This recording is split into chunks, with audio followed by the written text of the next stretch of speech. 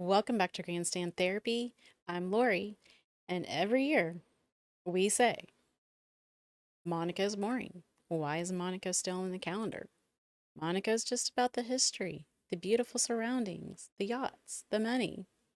And then we get reminded just how special Monaco is, especially in a season where all we've talked about is battery management. No other track produces perfection, and it can have a driver have a genius Saturday and look like a fool on a Sunday. And this weekend, we got the best qualifying we're going to see this season. That's for sure. We got a teenager that announced to Formula One that he's not just Formula One's future, he's Formula One's present. We saw Max Verstappen not even start the race. Oh, what could have been. We watched Charles Leclerc, who was a genuine contender. Yet another weekend of wondering what could have been. And Lewis Hamilton, quietly sinking up to second in the championship. And through all the chateaus, the pressure and the madness that Monaco can throw, there's one driver that remained never blinking, and that's 19-year-old Kimi Antonelli. Put it on pole, led from the start of the race, survived the restart, survived Monaco itself, and he became the youngest Formula One winner of the Monaco Grand Prix and secured his fifth consecutive win. That's not a good weekend. That's a statement. And if the paddock wasn't paying attention, they are now. Because now we've had 6 races, and Kimi has built quite a commanding championship. Hamilton is now emerged as his challenger, and George Russell, his title hopes hit another snag. And suddenly the biggest question is not whether Kimi can win a race, but is anybody going to be able to stop him? Welcome to the Monaco Grand Prix recap episode. We're going to dive into the entire weekend. You know what? And typically on a Monaco weekend, I wouldn't have very many notes. I would have to find things to talk about because we would just have qualifying to talk about.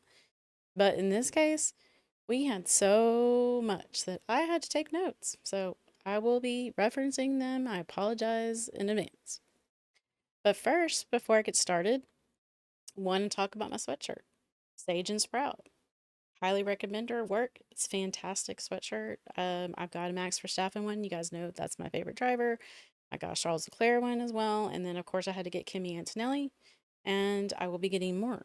But I had to wear Kimi Antonelli's today because, do I need to say more? Obvious reasons. So let's just dive into the weekend. Again, how to take a ton of notes. So I'll just make sure I get it all covered here. So, all right. Kimi, first off, youngest driver in Monaco history to win Monaco. So we'll start there because let me tell you, Monaco is, let's call it the Super Bowl of Formula One races. It's hard to win. It's really designed for a driver. Their skill levels have to be on par. It's an outlier. Yes, it can be a procession and a boring race, but it takes extreme perfection to get around the streets of Monaco. The walls come thick and fast, and the cars were changed this weekend. There was no active aero, so they had to put more downforce on the cars. The teams were very creative with their wings, Mercedes, McLaren, and Red Bull at least. So it's really up to the drivers to see what they can just pull out. And Kimi Antonelli, what a remarkable pole lap that was. Max was on provisional pole, and Kimi just puts a banger in that last sector, and 0.043 milliseconds ahead of Max and lands it on pole. I mean, chef's kiss. That qualifying session was. I just was amazed. He did struggle a little bit in the practice sessions with trying to find the right height for the curbs because again, it takes a lot. You got to make sure you're going up the curbs correctly.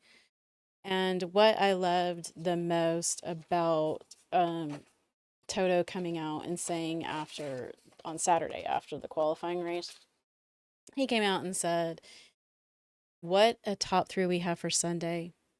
Two generational drivers and one on his way." I mean, that alone just made a chef's kiss on a Saturday. That was astonishing. We get to the race. I mean, Kimi had a fantastic start. He struggled with his start all season. And he even said himself in the press conferences leading up to it, the day before or the Saturday after the qualifying, he was in the press conference with Max and Lewis, which, again, if we could have press conferences post qualifying or cool down rooms that include Max and Lewis and Kimmy every weekend, please give them. They are just golden. It is so amazing to see the world champions rally around Kimi Antonelli. It is just remarkable to see. And he even said in the press conference that, yes, he struggled with the starts. I think he went, he said he went like five places back, and I think Miami, and then Canada, he only went back one, so he had improved. So let's hope that this one, he's got Max Verstappen next to him. He's got the two Ferraris behind him. And then we know those Ferraris are lightning speed fast at the start of the race. And Max was hilarious and joking and said, I think somebody asked if he has any advice to give to Kimmy. And he said, well, when the lights go out, make sure that you count for 2 seconds before you start the race. And Lewis said, yeah, that'd be good. So, I mean, I just love the support that he's getting as well from the other leading world champions out there. And so he gets the fastest lap also in the race, and Bono had to come on the radio and tell him to kind of cool it because, at one point he was 20 seconds out in front too in the race. And then you get a red flag, which we're going to talk about this as we go. But even on the red flag start, they got out of the car for a while. And then he gets back in the car and they're going to do a standing, a safety car, a restart, a standing start. And he nails it. Gets away immediately from Lewis Hamilton, who's breathing down his neck with that turbo lightning Ferrari. I mean, just amazing what he is doing right now.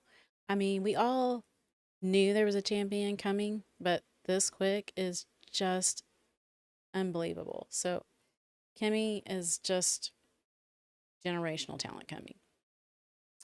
Well, let's get into George. George. Okay, so I kind of thought going into this weekend, me myself personally did not think that Mercedes was going to be their track anyway. It generally hasn't been the last few years.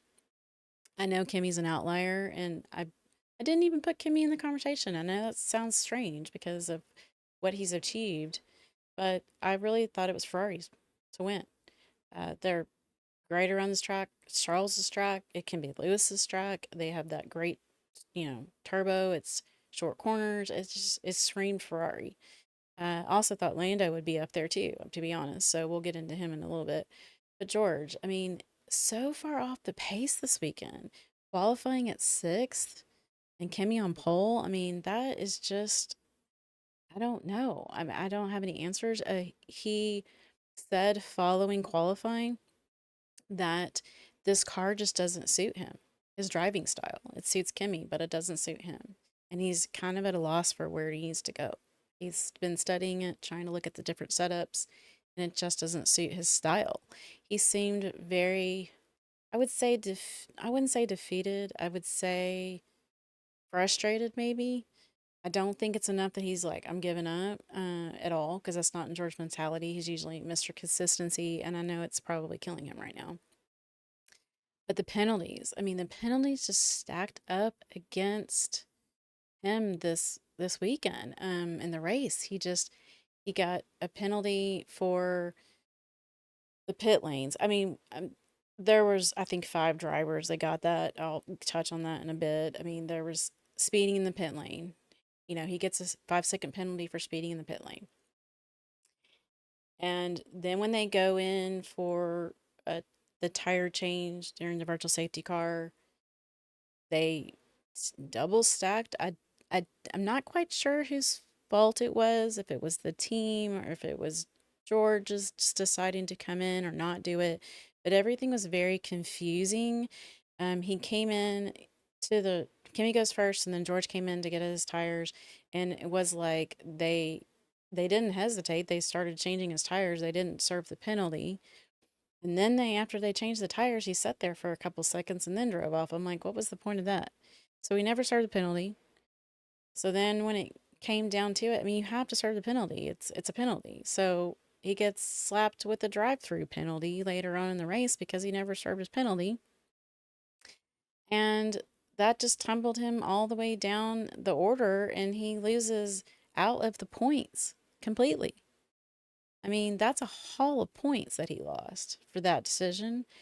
I know that at one point they came on the radio and said, George, stay out.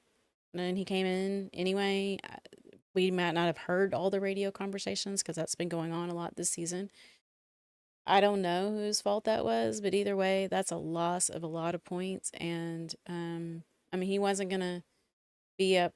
He wasn't winning the race. He wasn't even likely going to be on the podium. He was probably going to finish without the penalty. He could have maybe finished P4, P5. But either way, he tumbled all the way down to outside of the point. So he got no points. So now Kimi Antonelli is 66 points, ahead of him in the championship. That's a big chunk. I mean, he went from 18 points behind in Miami to Canada. It was going to be his track, only to lose out and become a 43-point deficit. And now we're at 66 points. I mean, it's becoming a pothole of points that need to be made up. Can it be done? Yes. It's going to be a challenge. I mean, you're looking at now where you need 10 races of a 1 and 2 with George winning to really make a dent and get ahead. Not undoable. We have a lot more races to go, but it's a pretty large hole. And if you look at statistically wise, I mean, that's hard to climb back from. Not many do. So I don't know where he goes from here, but he's gonna have to figure it out. Of course, the rumors start to circulate again. I mean, we know that Leclerc was announced this week that he's staying with Ferrari, signed on for at least we know through.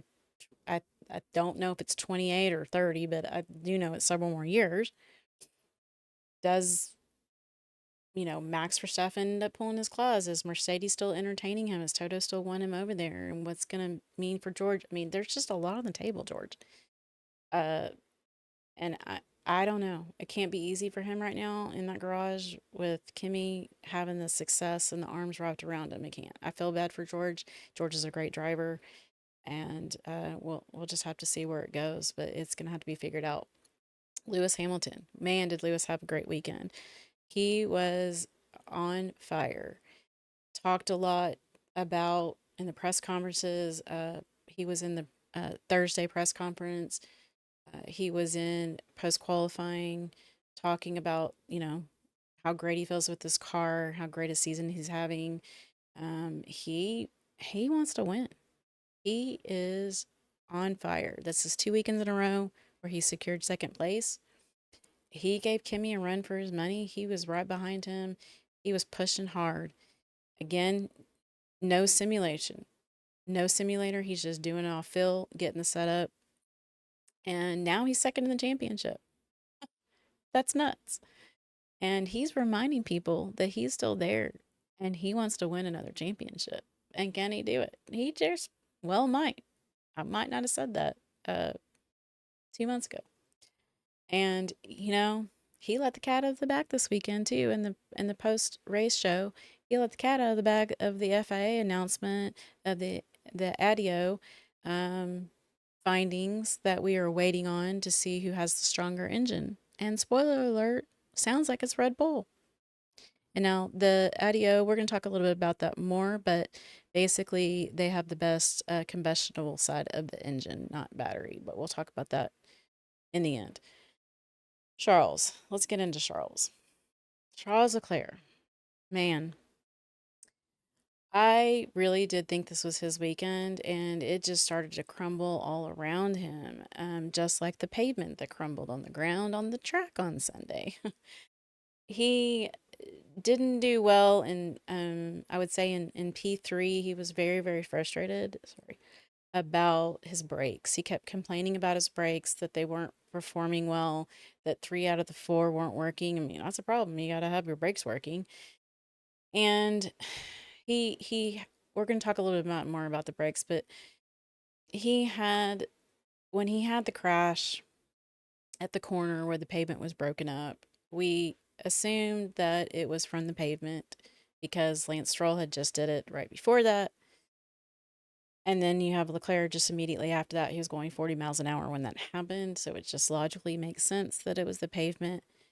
But man, when he got out of the car and he was right in front of the camera in the media, I mean, he was asked repeatedly by Natalie, the reporter, are but I'm sure the pavement is what caused you to wreck into the wall. No, it's my brakes. My brakes have been terrible. They've not been functioning all weekend. And she'd rephrase it.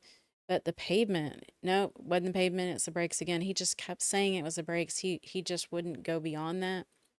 And you know what?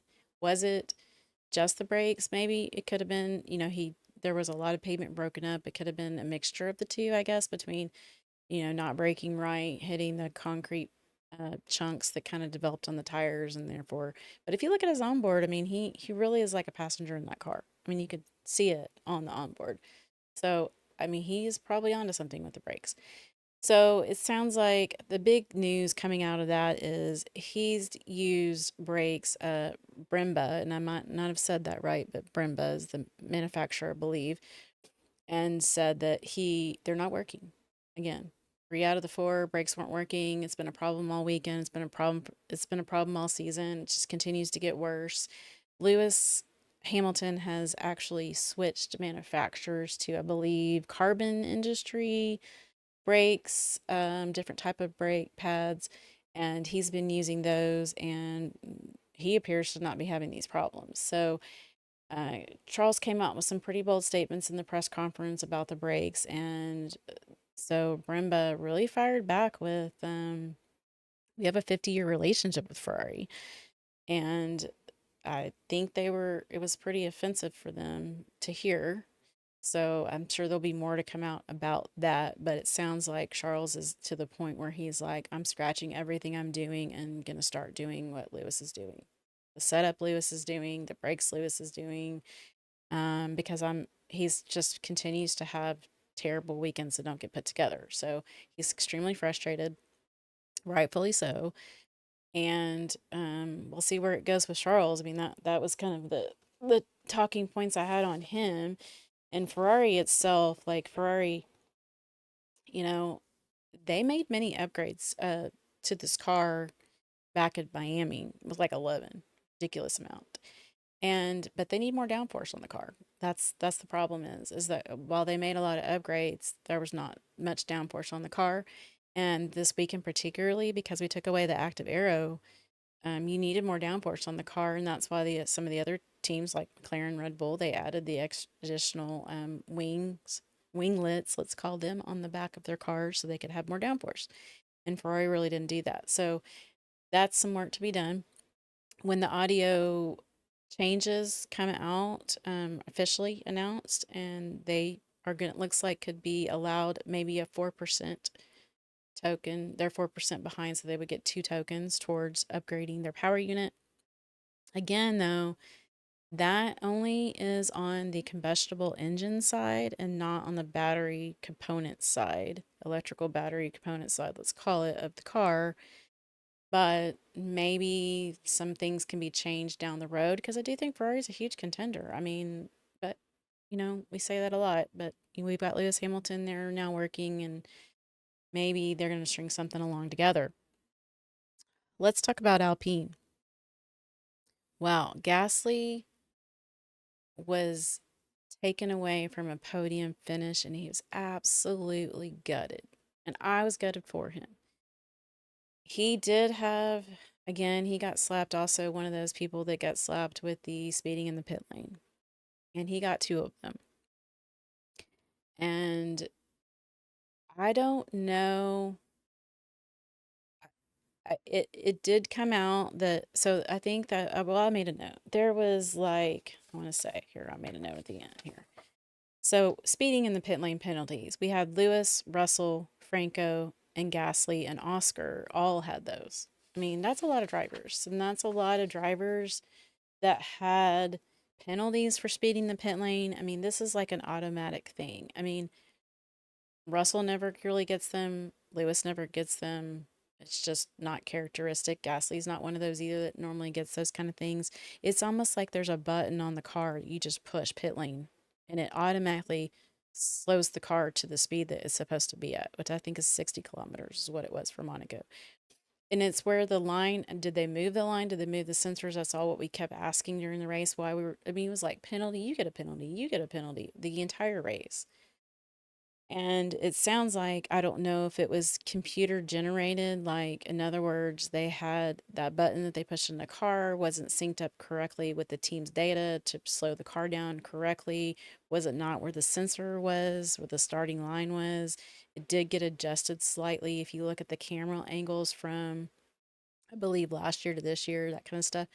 So either way, Gasly would have been on the podium, P3, if he wouldn't have gotten slapped with the 10-second penalty that tumbled him down.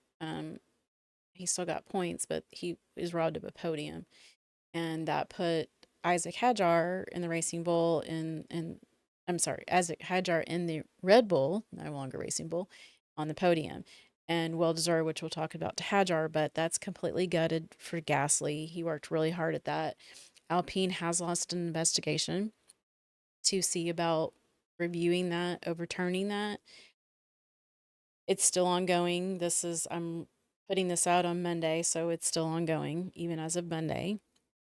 I don't know that it will be overturned because to me, if you're going to overturn that, even if you have all the evidence to show, you're talking about what, five, six other drivers that also got that same penalty throughout the weekend, not to mention that George, got that penalty himself and then didn't serve it and then got a drive through penalty slapped on top of that, which was another, tumbled him down, I think all the way to 12th, I want to say is where he finished. So, I mean, there's a lot of people that's consequences evolved from that. So I don't know if they will be successful, but I am glad that they are at least bringing it to the attention so something can be looked at because he was absolutely gutted.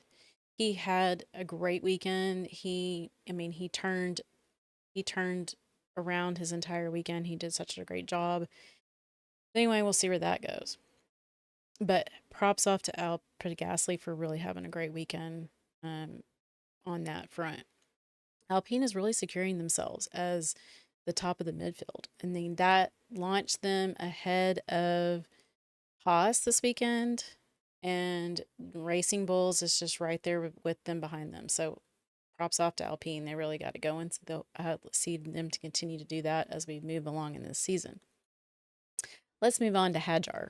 Isaac Hadjar. Yeah, I was so proud of him this weekend that he got he got the podium because, he had a big crash on Friday during practice and that would shake most people. And he got back out there, qualified really well. And then he was able to keep Russell at bay the entire race. I mean, Russell was really pushing. I mean, it is Monaco, it's a procession, it's very hard to overtake, can't overtake. And Russell was clearly faster in that Mercedes than that Red Bull was, but either way, he was able to pull it off. And he did a phenomenal job of doing that. He was really struggling with that car. He was complaining a lot on the radio. He gets so animated and so, I wouldn't say angry, but angry-ish. It might just be the French accent coming out, but he was hollering on the radio nonstop during that race, like the power's bad. I'm losing power. You almost felt like because Max had a DNF, I mean, his engine kaput is his about to kaput. I mean, I wondered that the entire race, but no, he kept pushing along and he was able to pull it off and secure a podium finish. That was amazing to see. Again, I love the cool down room, seeing him in it. I love the post conference with Hamilton sitting there with Hajar and Kimmy, and he was asked a question about what is it to be sitting here with these two up and coming stars. And Hamilton said, well, first off, the two of them combined are, the same age as me. And I'm really honored to be able to sit here and watch these two succeed on their journey in their careers. And I plan on being here for a long time to watch it. So that was awesome to hear too. So loved it. Let's move on to Max Verstappen. Engine failure at the start. God, it was so raw. But we had such a fantastic qualifying on Saturday, and I was so looking forward to Kimi and Max going at it from the start. And then you got the Ferraris right behind him. That would have been epic to watch. But unfortunately, he was driving. He said he actually noticed it during his formation lap going to the grid. He felt the engine go. So when he got to the starting grid, it just completely the combustionable engine side completely just died. Thankfully, because of our safety start procedures, because of the battery stuff this year, the battery safety thing, because he had a, false, I wouldn't call it a false start. It's just kind of like an anti-stall. That's what I'm looking for. Because of the anti-stall situation and being dangerous, thankfully the battery piece kicked in enough for Max to kind of get his car over to the side, because let me tell you, those cars were flying past Max. I mean, he was on the front row, and that would have been an utter nightmare disaster if cars would have banged into him. So thank gosh he was able to get the car out of the way. But let me tell you what, he got out of the car, went and did a couple interviews, and then he just hopped on his boat and went home. He just lives like 50 meters away from there, so he just went on home. So finished watching the race at home, I guess. Uh, but what a sensational qualifying that was, and okay, in the press conference on Thursday, I have to bring this up.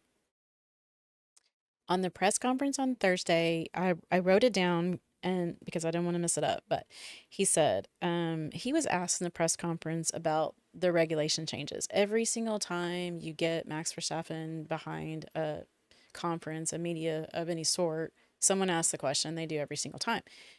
But the difference is his answer this time was, I have no doubt that the FIA will make the right changes.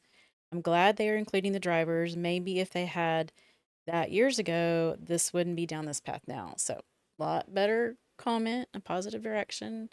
He liking the fact that they're including the drivers in the conversations, and he feels like they're going to make the right decision for the FIA is going to make the right decision for Formula One as a whole moving forward. So hopefully we're going to get that 60-40 split or close to it for 27. So in the next couple of months, I think we're gonna kind of see some things move on that front.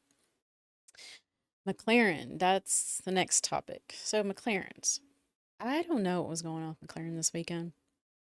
They didn't have a good running in practice this weekend. Lando did crash out in practice, I believe, on Friday. I'm sorry, he didn't crash out. Totally said that wrong. His battery died. He had an electrical failure, is what it ended up being with the engine. So it sounds like it was battery related and electrical related. They didn't give us more details than that. But he was able to get into qualifying. I was actually surprised that he even was going to get into qualifying, but he was. But they didn't qualify very well. I mean, Oscar qualified P7 and Lando qualified P8. So I'm not quite sure. I mean, we're talking about Lando won it last year, and Oscar, I want to say, was P2, but he was there or thereabout. I know that much.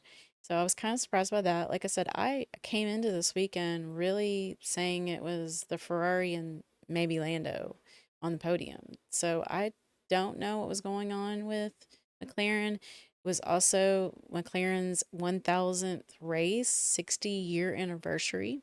They did a really cool photo op with some big drivers that have been in their family for years, like Hakkinen and Fernando and Lando, and um, lots of just, it was just really great to see. They had the original McLaren car and they had the current car, and they did a really great deal with that over the weekend as well.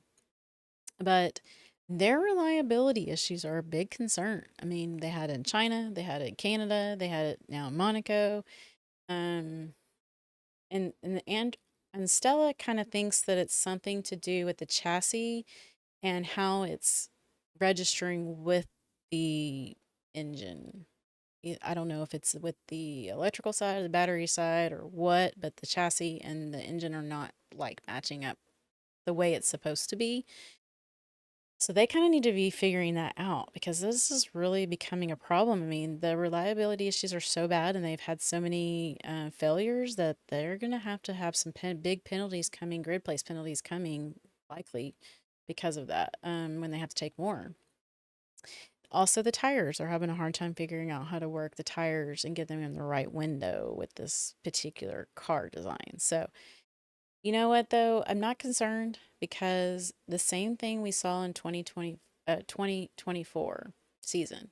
They weren't that great in the beginning of the season, and then midway through the season, surprisingly, they just had a lightning ship car and then just went away with it. And then they went on to win, world championship 24, 25. So, I mean, this is not over for them. They still look solid. They're still going to, emerge from that. Then let's see. Let's get on to Racing Bulls. Racing Bulls is outstanding weekend. Double points for Racing Bulls this weekend. They got 18 points in this race. Lawson ended up P5 and Arvid Lindblad ended up P6. Lawson had a great qualifying as well, and he stayed out of trouble for this race. He had a boring race because he wasn't really racing. You weren't allowed to overtake anybody. There was just no room. So he was kind of lonely out there. But either way, with all the penalties being thrown out and the chaos that was surrounding and the red flags and all the stuff, he still managed to keep his head on straight and he pulled it out with a P5. Fantastic job from him. That puts them now closer to Alpine. Fantastic, which I mentioned about Alpine earlier. And they're ahead of Haas. So that's a great job for them. Arvid Lindblad, he had a great race. He kind of got kept back by Albon. Alex Albon was trying to kind of back up the pack a little bit. We'll get into them in a bit, but and for Carlos to try to help him out. And in doing so, Lindblad was able to actually overtake. We did have a couple, so he was one of those.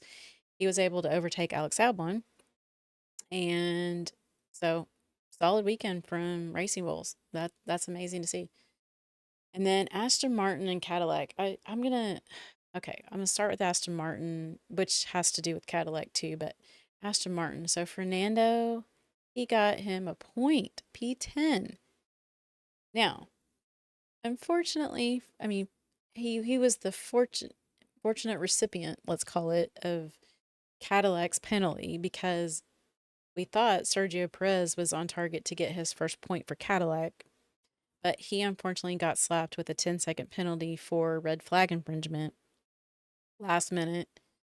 So he got dropped down the order. He ended up P15, and that made Fernando get a point, P10. But in that Aston Martin, I mean, that's even him to be up that high to be able to capitalize and get a point is astonishing. And then we had Adrian Newey was back in the paddock this weekend after being ill and away for a while. He had his notebook out making notes. I bet you we can expect to see a new spec car out about probably either right before the summer break or after the summer break. Um, he's got some stuff in the works. Fernando, though, was very positive. He is trying to give great feedback to the team, and he does feel very positive for the team moving forward, and that's a good thing to have around. So, I mean, Fernando does that kind of guy. I mean, he's had his fair share in his career with McLaren back in the earlier days of the Hondas just breaking down left and right. I mean, he's familiar with this, and it's just unfortunate that this should have been their year, Aston Martin, to get up there, and it's not. And I hate that for Cadillac because I really felt like Cadillac had that point. That was a very successful weekend. Perez has really just pushed it all weekend. Unfortunately for Bottas, was one of those 7 DNFs out of the race. His was a brake failure, I believe. So that didn't go well for him, but Perez was able to get the car up there pretty good. And like I said, he was going to get a point. And unfortunately for the penalties, got him too. Then let's move on to Alex Albon and Williams in general.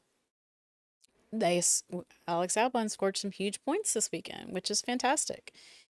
Now, he had to switch places with Carlos Sainz at one point during the race because Carlos got slapped with one of those penalties for speeding in the pit lane, and the team knew it, so they were trying to switch places so that they could back up the pack a little bit, give Carlos some space when he comes out from the pit to be able to come back in, so forth. So they were kind of playing a little bit of that, and I don't think Alex was very happy about that. He was kind of vocal about that on the radio. He didn't want to have to switch. I think he was afraid, like he was doing well. He was staying in the points. He hadn't gotten any trouble, those kind of things. And so he was a little bit frustrated on the radio, but in the end, pulled off some great points this weekend. So props to him. Carlos, I have to give Carlos a shout out. I mean, Carlos pulled off one hell of a qualifying lap in Q1 until the Charles called the red flag came out. But my God, he pulled some magic out of his hat. So if he can continue to do those things, I mean, Williams is maybe moving on up and getting rid of, they're working through their problems. Again, the car's still overweight, but they're working through it. Alcon, uh, and Haas. Alcon, he had a solid weekend. He had a huge steering issue during this race, and so he didn't even know if he could drag that car over to the end of the race, but he did. And, Haas is just really down in performance. That's the problem. I mean, Behrman, he unfortunately ended up one of those out of the race too, but they're just having a lot of performance issues right now, which is kind of surprising. So we'll see if they can maybe get some things working as we get along. When the audio engine comes out, I mean, they're in a Ferrari engine, so that gets some token updates. Maybe some performance can happen. They also needed some performance on the chassis, probably. So, one thing that I failed to mention is about the penalties. There were so many. It was like, you guys get a penalty, you guys get a penalty, you guys get a penalty. They were flying left and right. And Russell did, because of George Russell did get, he didn't serve his penalty, so he got the drive-through penalty. And unfortunately, that was, I don't know if it was the team's fault or his fault for not doing that, but either way, that really made him tumble down. But also, he did make a few mistakes that really, I he could have gotten more penalties than that. For example, like when we had the safety car restart from the red flag, I believe, yes, it was the red flag. He had backed up the midfield pack so far back around the major turn chicane there that these cars were going 3 cars deep into that turn. It unfortunately caused Carlos Sainz to get hit. I think Franco first, and then Hulkenberg hit him, and Hulkenberg ends up getting a 10-second penalty for that, which I don't think Hulkenberg deserved that. He didn't, he didn't go anywhere. So all that was caused because George was going so slow in front of them, trying to back up the pack. I'm not saying it's just George because, Williams has done that. Racing Bulls in the past have done that. I mean, lots of people do that in Monaco, but we can't continue to do that kind of stuff. I mean, we just can't. And I don't know what can be done about that. I get it. There's not a lot you can do in Monaco. You can't overtake, can't get anywhere. So, I mean, there's that to be said. So, my final thoughts for the race. So, there were still parts of it that were a parade session because you couldn't overtake on it. But because of all of the carnage we had in the 70 DNFs, which were Max, Bottas, Behrman, he had damage from Ocon in the beginning of the race, Lando, Stroll, Charles, and Sainz, all out. I mean, still provided some entertainment, didn't it? And also, we had the best qualifying in motorsports, as always. The drivers had to put everything out there. It does take their skill. It's not just it's a driver's track, so it does take their skill, and it was a lot of fun to watch. So now let's talk about the audio. So there's going to be more coming out about it this week. Like I said, we haven't gotten the official press release yet from the FIA, but essentially it's only going to be for the combustible engine side. It's not going to be for the battery side. And it's not a guarantee that the team, it looks like at this point, what sounds like it's going to come out, again, not 100% no, but it sounds like that Red Bull has the best engine, combustible engine, and then Mercedes, and then I think I think it's the Honda and then the Ferrari. So basically what that means is that we will talk about Mercedes engines being able to get they're going to get one token to add to their engine for 26, 27, 28. And then Ferrari and Honda will be able to get, and Audi will be able to get, it looks like two tokens probably. I don't get that though. I mean, how can Red Bull have the best yet they're having all these problems? But again, maybe it's on the battery side and the chassis matching up with it. I don't know. We're going to have to get more into that. And again, it's no guarantee that when they add these tokens to these power units that we're going to see a large advantage because we don't really know. There's no guarantees. So we'll just have to kind of see how this plays out. And that's kind of all I have in my notes for the week. And we're on to Barcelona. They come thick and fast right now. We're talking about, we have 6 races in a row. So that was one down. So we're on to Barcelona next week. And things are going to be totally different because we're going to be back to active aero, deploying, managing, harvesting, all the things. So who knows who will be out front. But I do know one thing. We need to watch out for Kimi Antonelli because I think that he's a real deal and that's who you're fighting for the world championship this year. Mark my words. So, anyway, thank you for joining me. Please put in your comments anything that you felt like I missed or your thoughts and feedbacks from what you saw this weekend. And I'll see you next week. Bye.